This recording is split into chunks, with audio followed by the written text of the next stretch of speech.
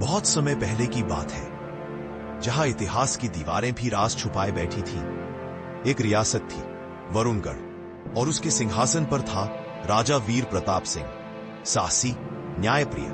पर एक सवाल अब भी बाकी था, अंधेर महल का राज। एक ऐसा हिस्सा महल का जो पिछले 20 सालों से बंद पड़ा था। एक रात महल की दीवारें कांप उठी। राज मुकुट गायब था, वो मुकुट जो सिर्फ असली उत्तराधिकारी पहन सकता था। और बस एक संदेश, हवा में लिखी चुनौती की तरह, जो बंद दरवाजे के पीछे है वही तुम्हारे सामने है। मुकुट के पीछे नहीं, सच के पीछे जाओ। राजा ने अपने वफादार जासूस कर्ण सिंह को बुलवाया। शक की सुई गई एक नौजवान रसोइये पर। वो हर रात गायब, हर सुबह चुप रहता था। पर एक रात कर्ण ने उसका पीछा किया, और रसोइया जा रहा था उसी अंधेर महल के बंद दरवाजे की ओर।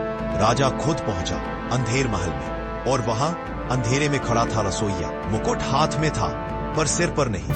राजा गुस्से में बोला, कौन है तू?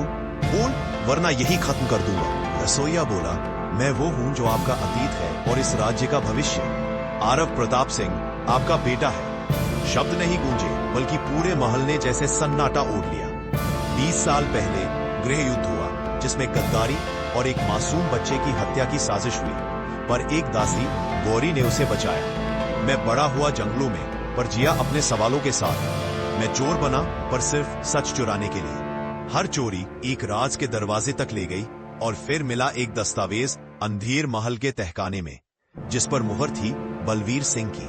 बलवीर राजा का सबसे करीबी और असली गद्दार। अगली सुबह दरबार लगा। राजा ने ऐलान किया, आज चोर को पकड़ा जाएगा।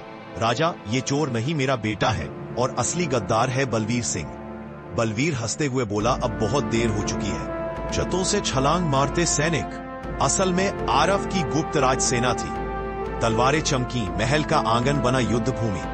आमने सामने थे आरव और बलवीर।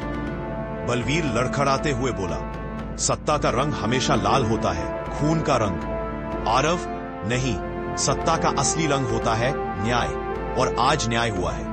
राजा वीर प्रताप सिंह ने सिंहासन छोड़ा, और आरव राजा बना, वो राजा जो कभी चोर था। आरव ने कहा, अब अंधेर महल के दरवाजे कभी बंद नहीं होंगे, क्योंकि सच को अब उजाला मिल चुका है।